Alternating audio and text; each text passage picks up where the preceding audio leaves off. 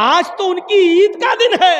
अगर ईद का खुतबा अल्लाह के नबी मर्दों को देते थे तो औरतों के मजमे में पर्दे की ओर से आप उनको भी खुतबा देते थे, और पर्दे के पीछे से खुतबा देते हुए कहते थे या माशरन निसाई तसद्दक़ना फ़इन्नी उरीदुकुन्ना अक्सर अहलिन नार, ऐ औरतों ज्यादा से ज्यादा सदका और खैरात करो, इसलिए कि हमने तुम्हें जहन्नम में सबसे ज्यादा जलते हुए देखा है।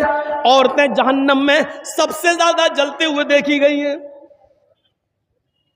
पूछा साहबियात ने, अल्लाह के नबी आगे की तकरीर हम नहीं सुनेंगे आपकी, बस करिए, हमें सिर्फ इतना बता दीजिए कि औरतें सबसे ज्यादा जहन्नम में क्यों गई, क्यों जाएंगी, ताकि हम वो अमल अगर हमारी जिंदगी में हो तो हम छोड़ दें। फरमाया तकसुरनल लान व तुकसिरनल लान व तकफुरनल आशीर, तुम लानो तान ज्यादा करती हो, तुकसिरनल लान, तुम लानो तान ज्यादा करती हो, एक दूसरे की बुराइयां करती हो, एक दूसरे पर लानत भेजती हो, और अपने शौहर अपने हस्बैंड की नाफरमानी करती हो।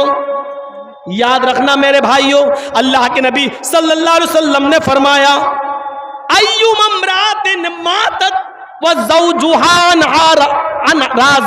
अनहा राज़िन, जो औरत मर गई, जिस औरत का इंतकाल हुआ और इंतकाल के वक्त उसका पति उससे खुश था, उससे राजी था, तो वो औरत जन्नत के अंदर दाखिल होगी। मेरी माँ बहनें पहली बात तो सुन नहीं रही हैं, और जो सुन रही है वो सुन ले, अल्लाह के नबी ने जन्नती औरत की पहचान बताई। अय्युम इम्रातिन मातत, जो औरत मर जाए, इंतकाल कर जाए, लेकिन इंतकाल करते वक्त उसका पति, उसका हस्बैंड उससे राजी था, उससे खुश था, फदखलतिल जन्ना, तो ये औरत जन्नत के अंदर जाएगी। लेकिन इसके उल्टे भी फरमाया कि जो औरत मर गई इस हाल में कि उसका पति उससे राजी नहीं था, उससे खुश नहीं था, तो वो कितनी बड़ी नमाजी हो, चाहे तहज्जुद की नमाजी क्यों ना पढ़ती हो, वो जन्नत के अंदर दाखिल नहीं हो सकती। चाहे कितनी रोजेदार हो, वो जन्नत के अंदर नहीं जा सकती है। मेरे प्यारे साथियों, हमें अपनी बेटियों को ये तालीम देना चाहिए ताकि वो जब घर से जाएं, ससुराल में जाएं, तो वो अपने पति को इज्जत की नजर से देखें और उनको खुश रखने की कोशिश करें। मेरे भाइयों, हमने ये तालीम नहीं दी है, अपनी बेटियों के हाथ में मोबाइल दे दिया है, हमारी बेटियां मोबाइलों में ड्रामे देख रही हैं, और जैसे बताया जा रहा है उस तरीके से आज वो अपने पतियों के साथ अपनी जिंदगी गुजार रही हैं। हमने मजाक समझ रखा है इस्लाम को। सुनिए और गौर से सुनिए, कोई औरत खुशबू लगाकर, इत्र लगाकर, मेकअप करके घर से बाहर निकलती है, जब तक वो घर ना आ जाए जानिया लिखी जाती है। सुन रहे हैं? जो औरत मेकअप करके, जो औरत खुशबू लगाकर, जो औरत क्रीम पाउडर, मेकअप सवर कर जब घर से बाहर निकलती है, तो उस पर अल्लाह की, फरिश्तों की लानत बरसती रहती है, और जब तक वो घर के बाहर रहती है जानिया और बदचलन लिखी जाती है। अब वो बाजार से या मेकअप करके गई और बाहर से घूमकर जब वो अपने घर पे आ जाए तो उस वक्त तक वो नमाज नहीं पढ़ सकती है। नोट करिए, उस वक्त तक वो नमाज नहीं पढ़ सकती है जब तक कि वो ऐसे गुस्ल न कर ले, ऐसे नहा न ले, जैसे शौहर से बीवी मिलने के बाद, हम बिस्तर होने के बाद जब बीवी गुस्ल करती है और नहाकर पाक होती है, जब तक ये औरत उस तरीके पर गुस्ल न कर ले तब तक वो न नमाज पढ़ सकती है, न रोजा रख सकती है। अब बताइए, हम इस्लाम के इस मिशन में कितने घुल चुके हैं। बताइए, इस्लाम का, हमारा और हमारी बेटियों का इस्लाम कैसा है? क्या पानी और रंग की तरह है? क्या हमारी लड़कियां, हमारी बीवियां, क्या इस इस्लाम के मिजाज में पूरी की पूरी दाखिल हैं? कौन सी लड़की है जो लिपस्टिक लगा के नहीं आई है? जरा देखो तो। अब आप कहोगे मौलाना कह रहे देखो तो, जुमले बहुत जल्दी पकड़ते हो।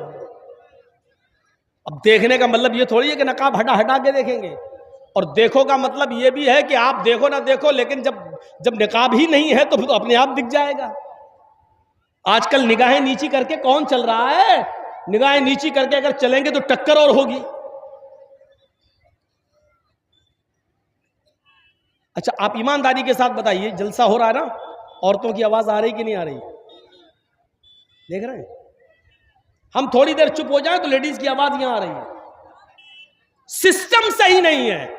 इन औरतों का इंतजाम इतनी दूर करना चाहिए कि इनकी आवाज मर्दों तक नहीं आए। अपने मर्दों तक की तो सुन नहीं रही हैं, आज मौलवियों की सुनेंगी? निकाल दो ये जहन से। एक मौलाना साहब ने खुतबा किया तकरीर में जुमे में, तो जुमे का नमाज पढ़ के बेचारा आदमी अपने घर गया और अपनी बीवी को गोद में उठा के डांस करने लगा। गोद में उठा के, तो बीवी ने पूछा, वाह आज तो कमाल कर दिया, जुमा पढ़ के घर में आए, गोद में उठा लिया, आज बड़ा रोमांस कर रहे हो, बड़ा प्यार कर रहे हो। क्या मौलाना साहब ने मोहब्बत पे खुतबा दिया क्या? रोमांस पे खुतबा दिया क्या? तो आदमी ने कहा, नहीं, मोहब्बत और रोमांस पे खुतबा नहीं दिया। मौलाना साहब ने आज खुतबे में बताया है, जो सबसे बड़ी मुसीबत को खुशी खुशी उठाएगा वो सीधे जन्नत में जाएगा। तो हम तो मुसीबत को उठा रहे हैं ताकि जन्नत में चले जाएं। आदमी ने ये जवाब दिया। औरतें चुप नहीं हो सकती हैं। जलसा जब भी कराइए तो औरतों का इंतजाम बहुत दूर करिए। ये नहीं सुनती हैं जलसा।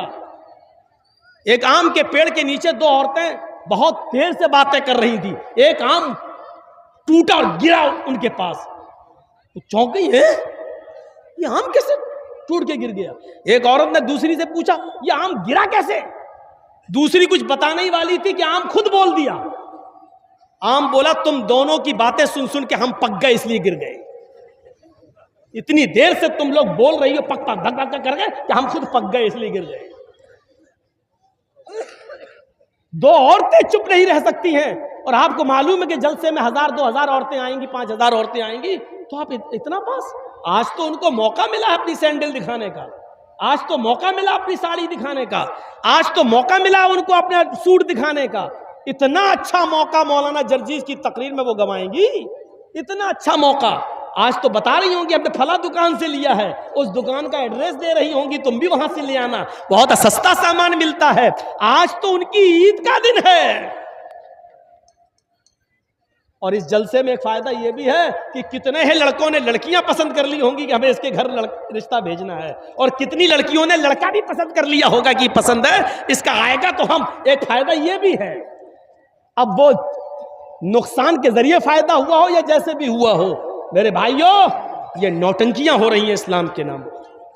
सुन लो, आज मसलों पे आ गए हैं और मेरा दिमाग अब इधर फिर गया है, तो अब सुनिए आप।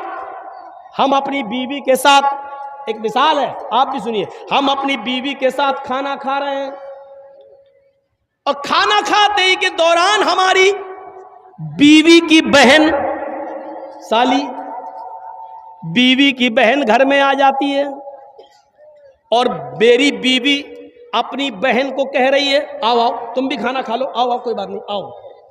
और साली भी बैठ गई। सुनो, कलेजा है तो सुनो, दिल और गुर्दे हैं तो सुनो।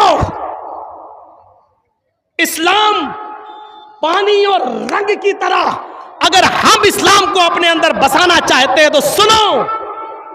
बीवी की मौजूदगी में भी, बीवी की मौजूदगी में भी, बीवी के सामने भी हम अपनी साली के साथ बैठकर खाना नहीं खा सकते हैं।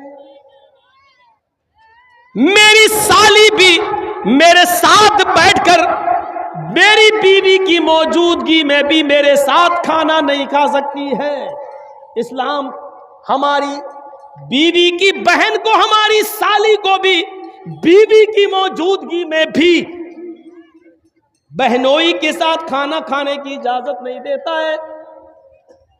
अपनी सालियों को स्कूल पहुंचाने वालों, अपने गांव से किशनगंज और सिलीगुड़ी तक ले जाने वालों, अपनी बाइक पर बिठा के घुमाने वालों, कान के पर्दे खोल कर सुन लो, तुम्हारी साली का बाप यानी तुम्हारा ससुर भी अगर तुम्हें इजाजत दे रहा हो और बीवी भी कह रही हो जाओ मेरी बहन को स्कूल छोड़ाओ, जाओ मेरी बहन को हॉस्पिटल लेकर उसको डॉक्टर के पास उसका इलाज कराओ, सिलीगुड़ी ले जाओ, बीवी की परमिशन के बावजूद, बाप की ससुर की इजाजत के बावजूद बहनोई के लिए जायज नहीं है कि वो अपनी साली को अकेले तन्हे तना अपनी बाइक या 4 व्हीलर पर सिलीगुड़ी ले जाए, किशनगंज ले जाए।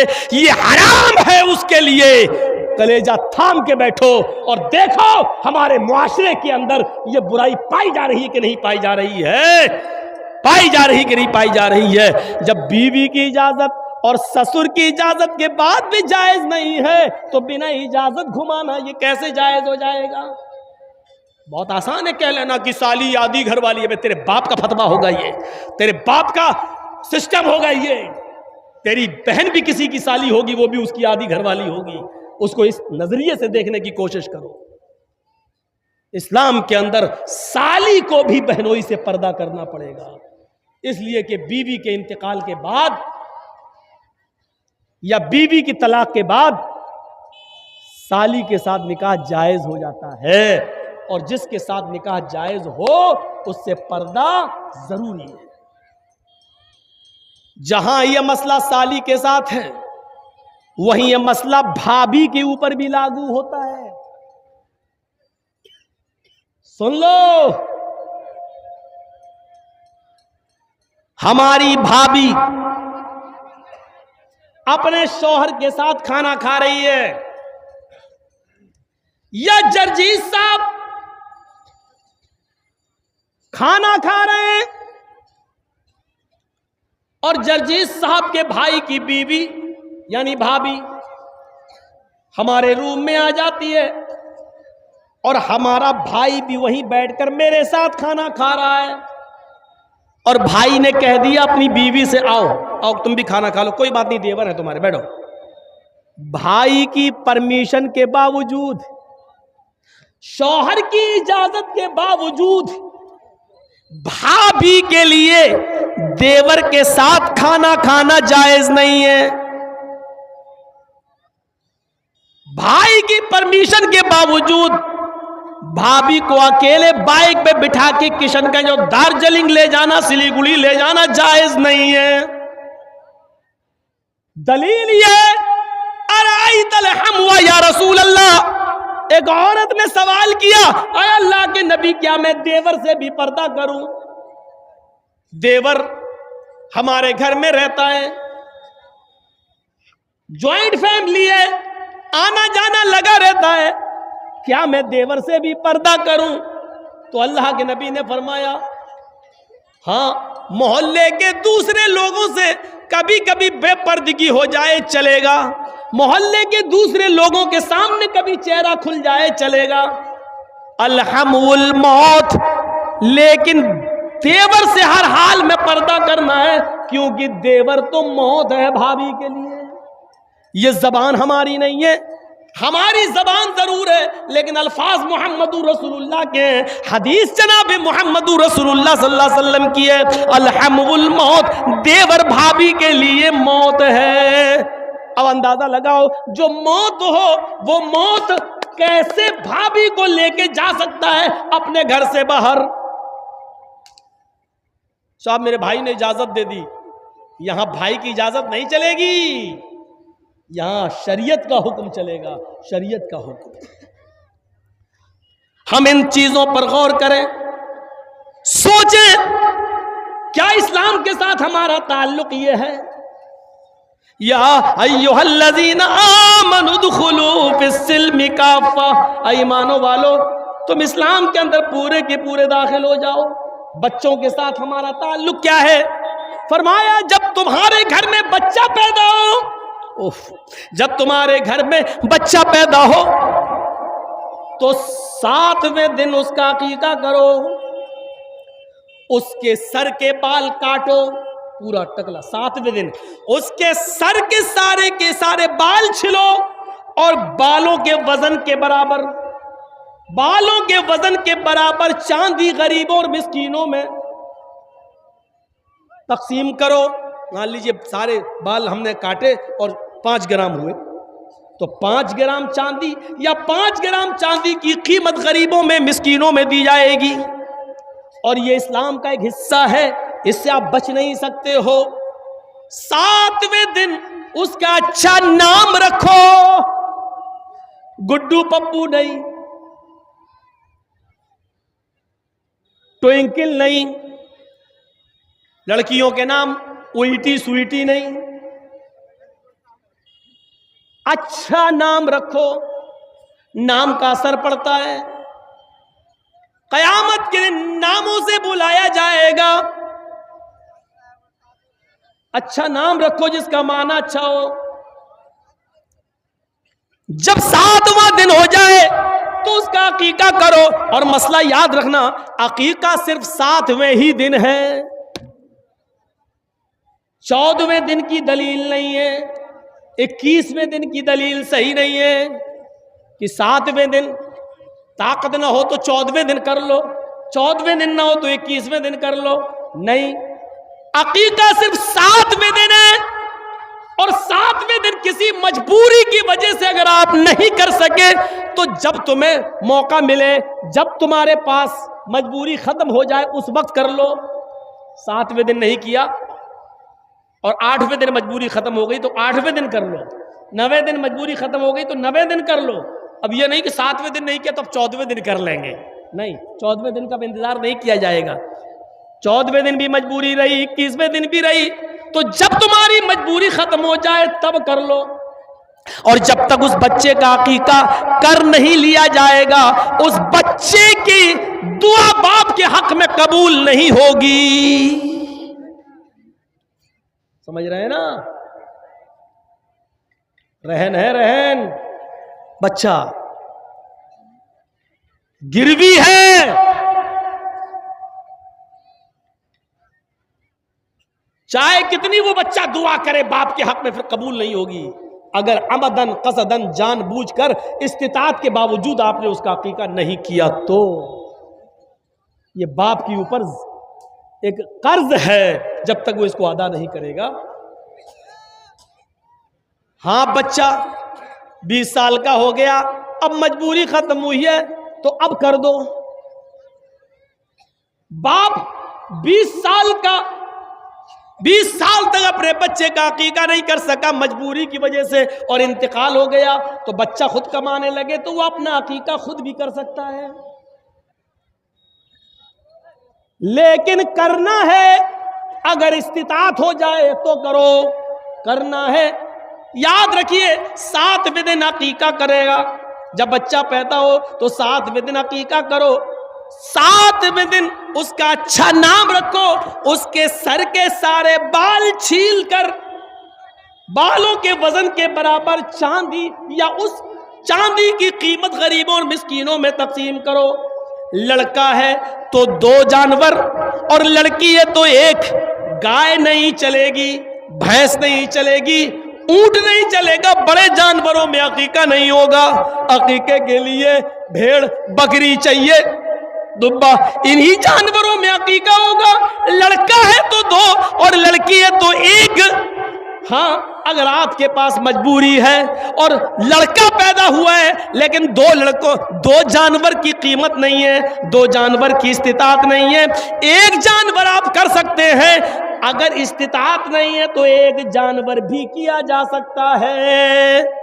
इस्लाम में आसानी है, सख्ती नहीं है। अगर 2 लड़का है और हम गरीब हैं, 2 जानवरों की कीमत नहीं है मेरे पास लेकिन 1 की इस्तिताअत है, तो यहां इजाजत है शरीयत की तरफ से, तो तुम 1 ही कर दो, क्योंकि अल्लाह रब्बुल आलमीन किसी पर उसकी बोझ से ज्यादा, उसकी हैसियत से ज्यादा उस पर बोझ नहीं डालता है। लड़की है तो 1 है ही। मेरे भाइयों, फिर हुक्म होता है जब तुम्हारा बच्चा जबान चलाने लगे, कुछ थोड़ा थोड़ा बोलने लगे, तो सबसे पहले उसकी जबान से अल्लाह अल्लाह निकलवाओ। 6-7 महीने के बाद बच्चे थोड़ा थोड़ा बोलने लगते हैं, तो उसकी जबान से अल्लाह अल्लाह अल्लाह निकलवाओ। और जब बच्चे की जबान थोड़ी सही हो जाए तो उसको ला इलाहा इल्लल्लाह सिखाओ, उसको ला इलाहा इल्लल्लाह सिखाओ। हम क्या सिखा रहे हैं? 4 साल का हो गया, हैप्पी बर्थडे टू यू। कितना गधा है ये बाप, और मैं गधा कह दिया हूं। जिसको बुरा लगता लगता रहे, जिसको मिर्ची लग रही लगती रहे। अब बताइए, गधे में अकल नहीं होती है? गधे में अकल होती है कहीं? हॉर्न बजाओ तो गधा वहीं आएगा जहां गाड़ी घूम रही है, टी टी और आएगा गाड़ी के पास। उसमें अकल नहीं है। ये बताओ, आपका बच्चा 5 साल का हो गया, आप उसका बर्थडे बना, हैप्पी बर्थडे टू यू। तेरा बच्चा अल्लाह की तरफ से 80 साल की उम्र लेके आया था, 5 साल उसकी कम हो गई है, अब उसकी उम्र 75 साल रह गई है और तू खुश हो रहा है। वो अपनी जिंदगी के 5 साल कम कर चुका और तू खुश हो रहा है।